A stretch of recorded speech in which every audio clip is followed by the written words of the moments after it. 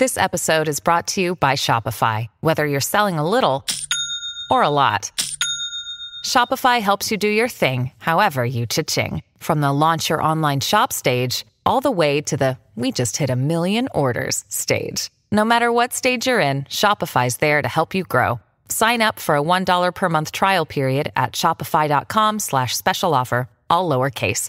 That's shopify.com/special offer. Today on CityCast Portland, we're talking about the Portland Police Bureau's handling of a decades-old rape case linked to a man convicted of killing a well-known Portland activist.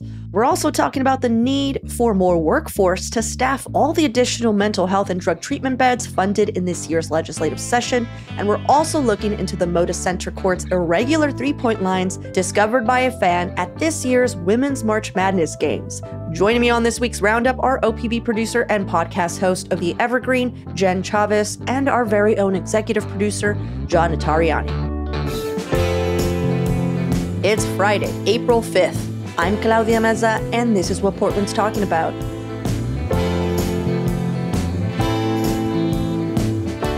Welcome, everyone, to the Friday News Roundup. Jen, John, thank you for hanging out with us this morning. And Jen, happy first time on the pod. Yay. Oh my gosh, I'm so excited. Thank you so much. And I'm so glad to be here with the homies. The public radio to podcast pipeline is strong. Yeah, welcome to Podcast World.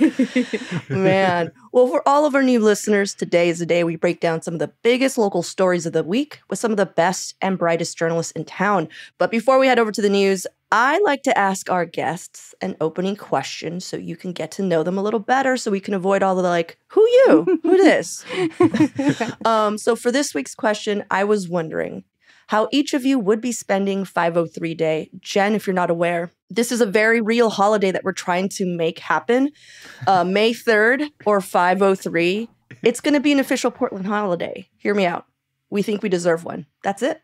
I mean, if Star Wars nerds can have May 4th, and white people can have, May 5th, I feel like... Let's take the 3rd. Yeah, let's just string them all together. Cinco de Mayo, people who love margaritas, So I think the only hiccup, though, is that we don't really know what one would do. Since we literally came up with this a week ago. So we don't have any customs or rules, so this is where you two come in. What does one do on 503 Day? I'm going to pull something that a friend of mine, Brian, who owns Lombard House, the bar in St. John's, suggested, and sort of stringing together two Portland cliches, which is I'm going to climb a tree in a plaid shirt while smoking a joint. So getting the cannabis and a little bit of lumberjack action too. Well, what about you, Jen? Oh my gosh. Well, John sounds really good. So I love food. And when I have days off in Portland, I usually prioritize eating really good food. And I am vegan. So this is one of the best places to live for vegan food. So I would probably go around and eat all day and also maybe go swimming in a river, which is also something that I associate with Portland. So the Willamette, the Columbia. So are you going to hit all the rivers? I don't know. I might hit all of the rivers. You going to hit the Sandy? It could be.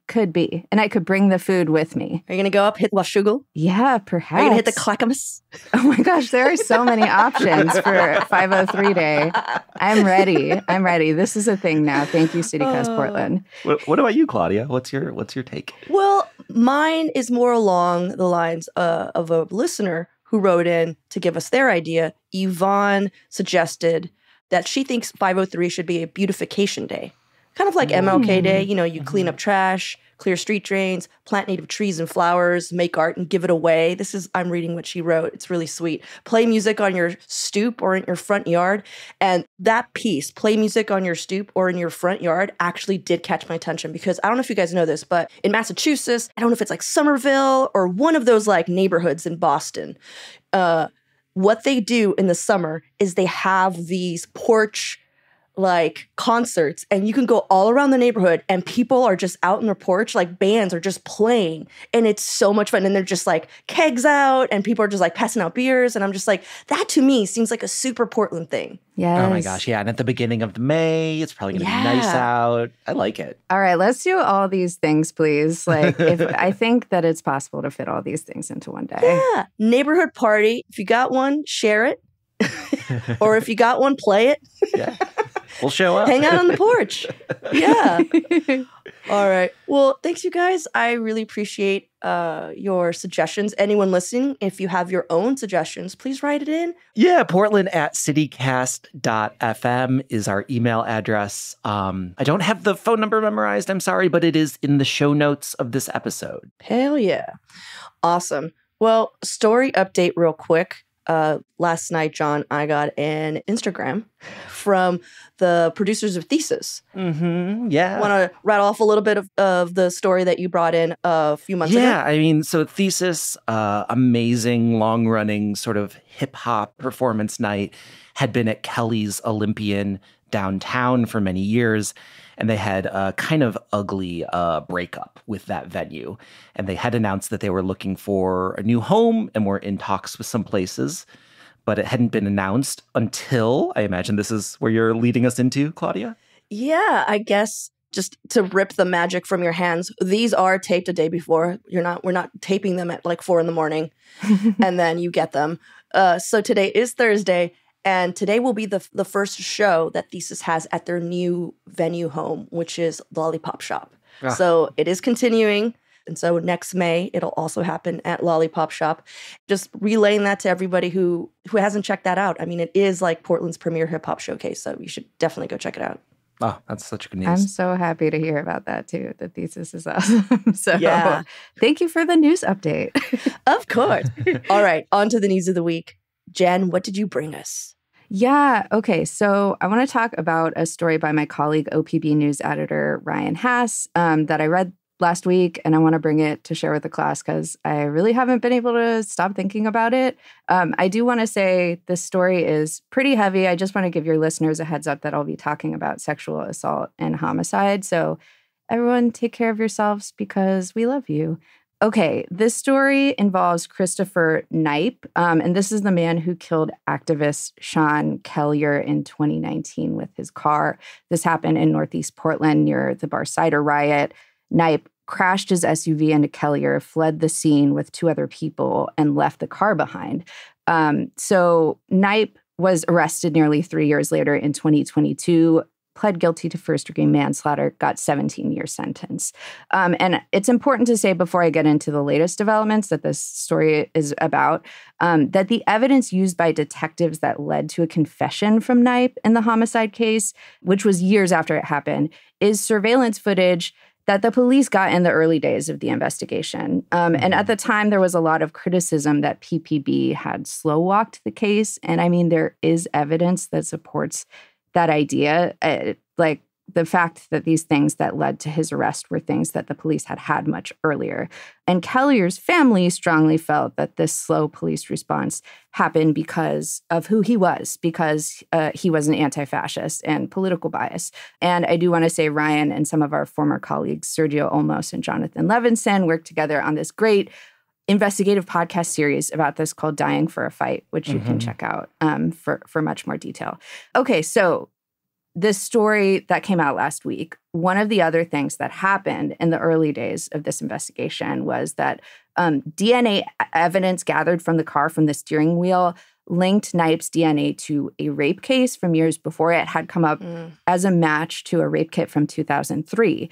And a state forensic scientist let the Portland Police Bureau know about this in December of 2019. And from here, a few things happened. First of all, the Portland police made pretty limited efforts to talk to prosecutors in the homicide case about this. And B, they never let the victim know. And we are now more than 4 years past the discovery of this DNA. And that last part is what I keep thinking about. Yeah. So police say it's because it was unlikely they would have been able to pursue additional charges because of the statute of limitations. Until last year, the statute of limitations for rape cases was 12 years, which in 2019 that had passed in this case. And okay, this is where it gets kind of complicated, so bear with me. So that was changed by the state legislature last year to 20 years. Police say there may have potentially been a narrow window to take action on this 2003 rape case. It's complicated because when the statute of limitations changed, it was still past 20 years since the alleged crime. But there's a separate Oregon statute that Ryan shares that suggests maybe the fact that there's DNA evidence could have allowed action past that 20 years. And either way, Ryan's reporting shows police did not really do diligence to explore this possibility, which really needs a legal analysis by lawyers in the DA's office. So it was really interesting to me about the choice not to inform the victim. And a spokesman for PPB spoke to Ryan, and I'll just read this whole quote. They said the Bureau's sex crime unit, quote, works from a trauma-informed perspective and has learned through its extensive training that hearing from detectives decades later can reopen painful memories. It's not best practice to do that when the statute of limitations has passed, unquote. So they're saying they're following best practices to avoid re-traumatization. But Ryan talked to a victim's advocate about this who had worked with the Kellier family, who said, well, wait a second. There are other things that this victim could have done outside of criminal prosecution. Mm-hmm. There were other legal protections that they could have accessed. And she said, this victim's advocate said, this choice not to inform the victim likely deprived them of agency. Okay, so I know that was a lot. It is a complicated case. And like in talking about this, I want to be really careful not to speak for the victim in this case. They're anonymous. And I kind of feel like speaking and acting on their behalf is part of the problem of what happened here. But okay, I have laid out the facts of this case. Thank you all for listening. I am very curious what y'all think about this story. You know, I was trying to understand both points of view because it wasn't just the police and their department that was like, hey, we didn't want to re-traumatize this person. I know Ryan also found a criminal law professor that agreed and was like, yeah, there's nothing that you can do criminally after a certain point. Like, what's the point? But I didn't quite understand that under Oregon law, like sexual assault victims can seek a protective order against an alleged assailant after they are released from prison, which would happen in about 17 years or less, right? From this man who has been convicted of manslaughter. He's going to prison for about 17 years. That's, from my reading, that's what happened in September 2023. Yeah, that was his sentence. 17 years. It's pretty probable that this person, you know, the victim will still be alive and possibly living in the same area. So it's just that's what hit me. Because at first I was like, yeah, well, I can kind of see what they're saying, even though that's kind of weird. And also another thing to note is that the victim refused to press charges in 2003 when they were investigating the case, and she brought them pretty much very close to Knipe's address, to who Knipe was, all these things, but they didn't have this DNA evidence at the time. She decided not to push forward with that case. So that's another thing that like made me wonder, like, well, do you think that had anything to do with what, you know, the cops? Because I'm not going to speculate about the victim, but I will speculate about the police department, that they're just like, well, she didn't even want to press charges then. Why are we going to do this now? Like, I wondered if that had anything to play. Yeah, I mean, I'll speculate about the police as well. This is so frustrating. I mean, so much respect to Ryan and everybody at OPB for staying on this story for as long as they have, right? A lot of this information that we have is because of like public records requests that they have pursued over years in this case. And we are sort of seeing these pieces that don't quite add up about like why certain avenues weren't pursued in this investigation. And it just goes to my mind of like, how often does this happen in cases that we just never know about because there isn't a team of reporters that have the ability to sort of stay in pursuit of information about it over the course of years and years, you know? To me, this is something where there is an array of very clear evidence in like both these cases, in both the killing that happened in 2019 and in this earlier rape case, that just were the details were never like put together, you know, when there was like a physical description that closely resembled this person, and it was known that he was living in the area. Like, how often is this happening and we just never hear about it? I find this deeply disturbing. John, super often. And that's what I'm saying. It's like, it must be happening all the time. It's infuriating. Yeah.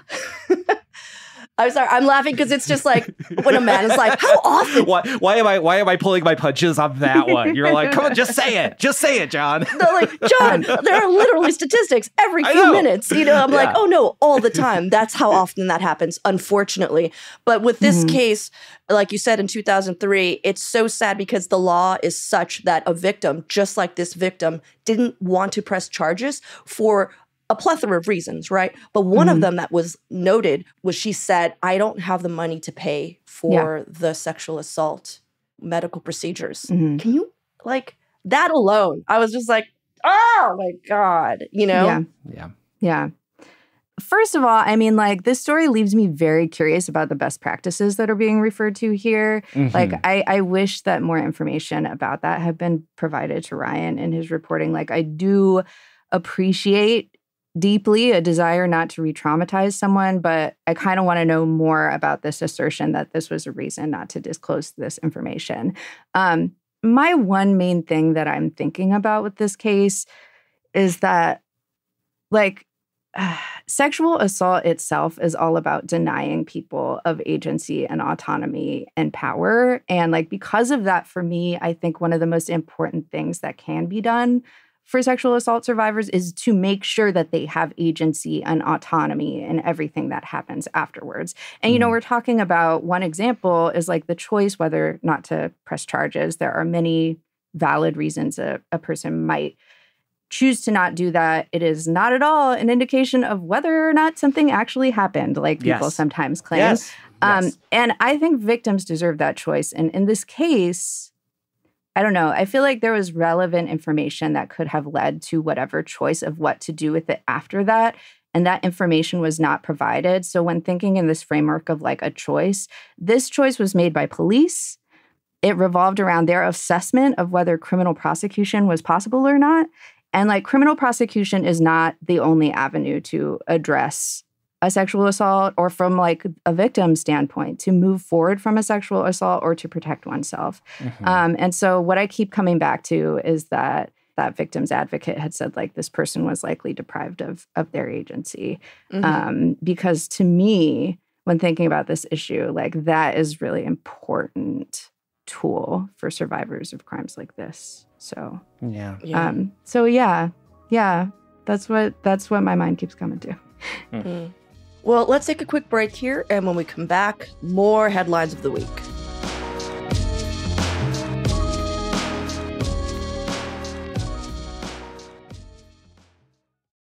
This episode is brought to you by ShipStation.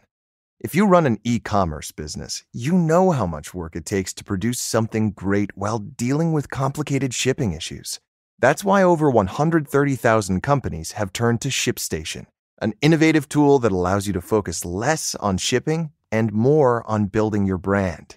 With ShipStation, you can manage orders, label printing, reporting, and customer service on one easy-to-use dashboard. You'll reduce warehouse costs with reliable enterprise solutions and save thousands on shipping costs with discounts up to 89% off. Plus, you can effortlessly import orders from everywhere you sell online. So, turn your shipping challenges into opportunities for growth. Go to ShipStation.com and use code POD to sign up for your free 60-day trial. That's ShipStation.com, code POD. So my story this week is from Oregonian reporter Sammy Edge. She wrote about how Oregon lawmakers are spending more than $85 million this year to expand mental health and substance abuse programs across the state, but behavioral providers are saying that even with all that money, they can't find enough workers to staff the beds. And it seems that not much attention was given to this lack of behavioral health workforce at this legislative session. They were more focused on funding the beds, which, needed to happen. So for some context, Oregon ranks as one of the highest states in the U.S. for having mental health illness among our population, but it ranks as one of the worst when it comes to access to care, which is a terrible combination. And we're seeing it play out in our streets. We simply don't have the beds or the programs to help people either detox or start medical treatment or continue medical treatment for their mental health issues. So currently, We have something like 4,819 behavioral health treatment beds in the entire state. That is the entire state, not just Portland, everywhere. And those are spread out among many, many programs. So it's not just like detox and mental health treatment facilities. Those are also include adult treatment centers, foster homes, just different programs. It's not as focused as we would need it right now. So last year, a study commissioned by the Oregon Health Authority found that the state would need almost 3,000 more beds that are specific to residential mental health and drug treatment, which is roughly 70% more of what we have now altogether. So that's a lot. With all that in mind, it seems that's why the lawmakers prioritized increasing the availability of addiction and mental health services during this, session. But they didn't really follow through on finding ways to increase the workforce that is desperately needed. So once again, a little bit of cart before the horse. So only a few bills centered on that part of the problem. Some died. Others were funded at lower levels than advocates wanted. Representative Rob Noss, a Portland Democrat who chairs the House Committee on Behavioral Health and Healthcare, was actually quoted as saying, "We probably did not do very much in that space, to be honest." I appreciate the candor, but Yeah, that space being actually making sure we had the workers to staff the beds they just funded. Yeah. Republican Representative Ed Deal advocated for out-of-state licensing recognition, which actually is a really good idea. And a lot of health workers were like, ding, ding, ding, that. Because we need all the help we can get now, not like 4 or 8 years from now. But a lot of those out-of-the-box suggestions were kind of shut down. So now providers are asking Oregon leaders to prioritize increasing the mental health workforce if they hope to meet the state need for the 3,000 new treatment beds. They're just like, cool, we got a bed. No one's there to make sure that these people actually have the care they need. Yeah. So it's always something, right? Oh my gosh. What do you guys think? I mean, this is like the perfect illustration about why this shit is so hard, right? Yeah. We've put so much effort into thinking about legislation to get these programs up and running, but to have people to staff them is a whole separate component of it, and these facilities need highly trained people to work at them, people with master's degrees. And you need to incentivize people to do that type of work, right? Degrees are expensive, if we're not putting the incentives in place or clearing the pathway for them to take those jobs, then we're just sort of shooting ourselves in the foot. Yeah. I thinking about this, I'm really thinking about, workforce shortage and the experience of workers in this situation. And also the fact that workforce shortages come up in so many different things and problems that we hear about in Oregon. My colleague Conrad Wilson has done a lot of reporting around the state shortage of public defenders. My colleague Natalie Pate recently had a story about childcare and how staffing shortages are pushing that into a crisis. And what sucks to me is that if these things are left unaddressed, they're kind of a self-perpetuating problem because the more understaffed something is, the more the staff who are there are stretched thin. And so that could affect the quality of services because how much time are people really being given to do their jobs if they're trying to serve all these different people? And staff retention because this just wears on people. It's hard work. To the degree that they either quit or choose not to pursue the career in the first place. Yeah. And obviously it's extremely needed. Like you say, mental health care is extremely needed in Oregon particularly. Well, let me tell you what they have attempted to do. Here are some things that the state has done. So recent state increases in insurance reimbursement rates. So that happened, which allowed health providers to pay higher wages. That has helped bring in more workers to the state because now they're like, oh, you're actually paying money. Sorry. But community clinics are still hey, this isn't super helpful. So in 2021 and 2022, lawmakers pumped hundreds of millions into retention bonuses, like you were saying, Jen, for behavioral health workers, as well as scholarships, loan repayments, and other efforts to hire a more diverse behavioral health provider pool of people. But those funds, it was a one-time installment. So those funds are gone, right? And part of this Measure 110 reform package, it was $220 million. $10 million was set aside to expand mental health degree programs at Oregon universities, to bulk up on these apprenticeships in the field and train community outreach workers. I'll do all this stuff. Again, it's a master's degree. It's going to take a bit of time to pay off, right? Now, this is what one clinic has done. Klamath Basin started offering tuition reimbursement and scholarships to employees working on their degrees. But again, it's going to take a minimum of 4 years for someone who already has their bachelor's to go back to a graduate program and then get licensed. So again, slow going. It seems like the only thing we need right now, like infusion, like, hey, we need this like right now because we have these beds, we don't have people, is to make it easier for people who are out of state to move here with their totally, it's not like we're getting bumpkins. Like we're like, oh, who are these mental health professionals? Like it's the same. They know, they went to the same schools. Like they have the same degree of knowledge. It's just the rigmarole of like, oh, your license is from New York and you can't practice here, But I say all this because I just don't want people listening being like, what's happening? Everyone's just sitting on that. Like, no, things are in motion, but it's so slow.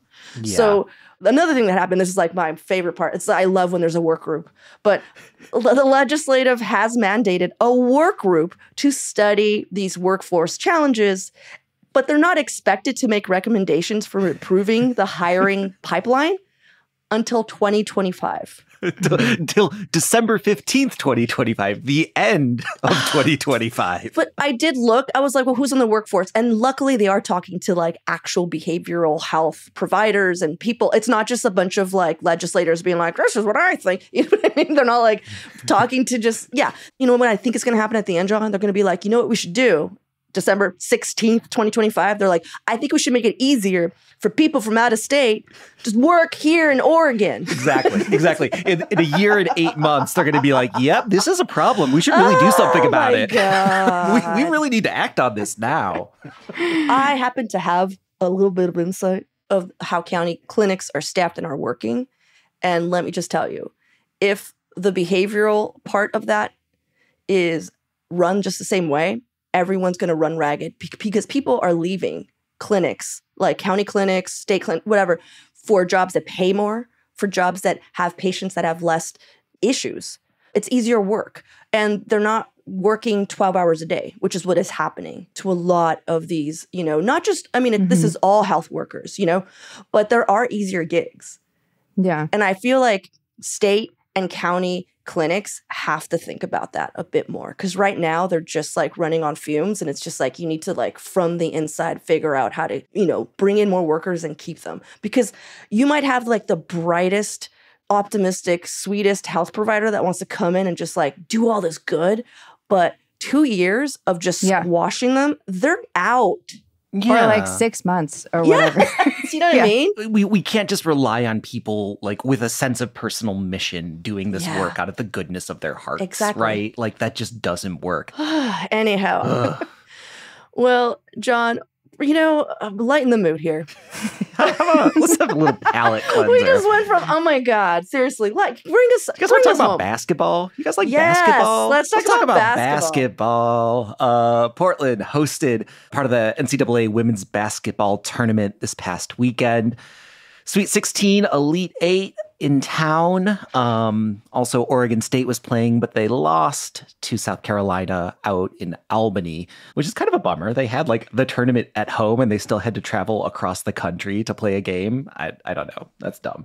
But here in Portland, it was a big deal. A lot of people, like 12,000 people were out at the Moda Center watching women's college basketball.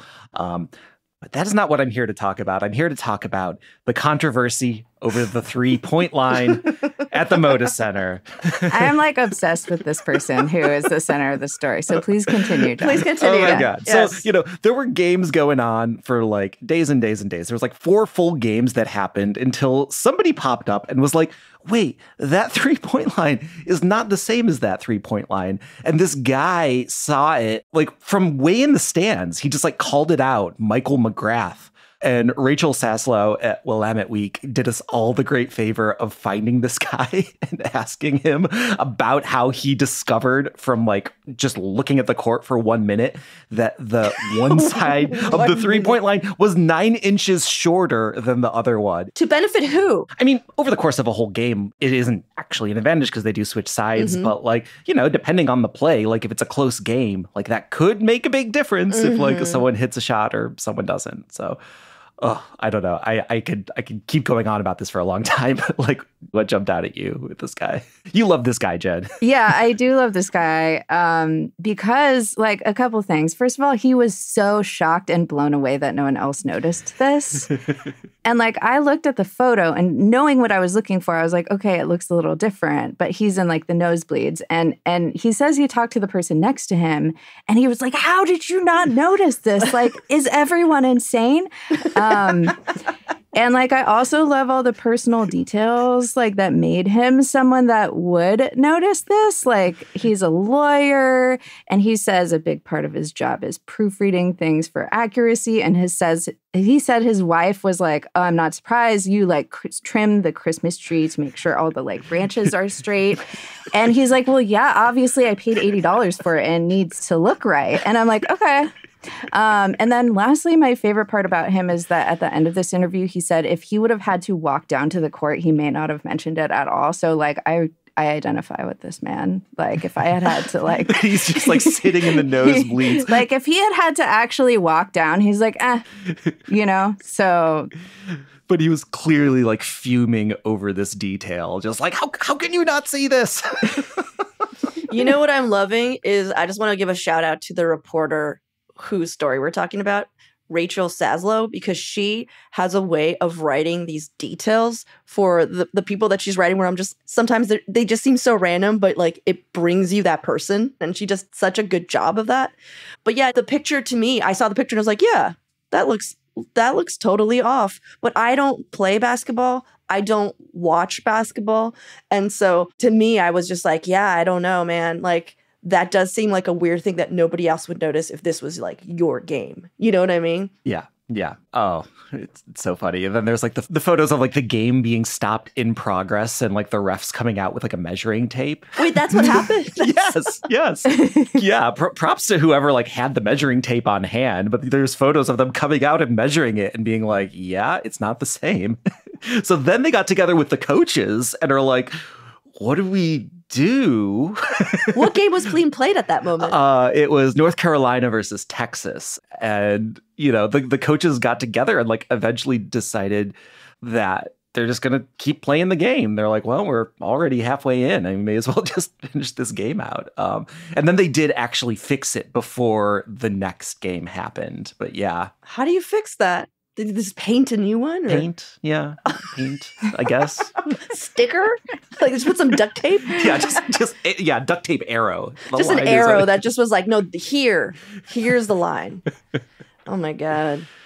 Well, Jen, are you watching any of the women's college? Listen, I have to admit that I have not been watching March Madness this year. And it's not because I don't like basketball. I just have not been watching it. But I do know about this 3-point line controversy. That's so funny. Yes. I feel like if anybody is going to get me into basketball, it's probably like women's college basketball. Just because even now, I haven't watched. I know who Caitlin Clark is. I know who Reese is. I know all these people. I know their stories. I know like the drama. So I know like, oh, that's what I love about sports. Is that are the stories, the drama, the interpersonal relationships between players, all that stuff. So I know I'm like, oh no, if anybody's going to bring me into the basketball fold, it's definitely going to be March Madness. But I have not had the time because baseball started. So because baseball. Yeah. Weren't you in Seattle watching a baseball game last weekend, Claudia? Yeah. I don't want to brag, but every time I've gone to see the Mariners play in Seattle, they've won. So that's all I'm going to say about that. Yes. Yes. Thank you for your service. Well, thanks, you guys. I appreciate you all hanging out with me. John, thank you for that levity. And Jen, I hope that we see more of you. And do you want to tell people a little bit about the podcast that you're hosting now? Yes. We have a new weekly podcast at OPB. It's called The Evergreen. And I am hosting it. We launched in February, and we cover like all sorts of different things, basically like anything any of the cool people at OPB are working on. We get to collaborate with them. And it's basically like stories that tell us something about the Pacific Northwest and the place that we live. And like very much like the stories of the people who live here. So check it out, y'all. Well, if you ever want John and I on there to talk about 503 Day, we'd be happy to. Okay. All right. Noted.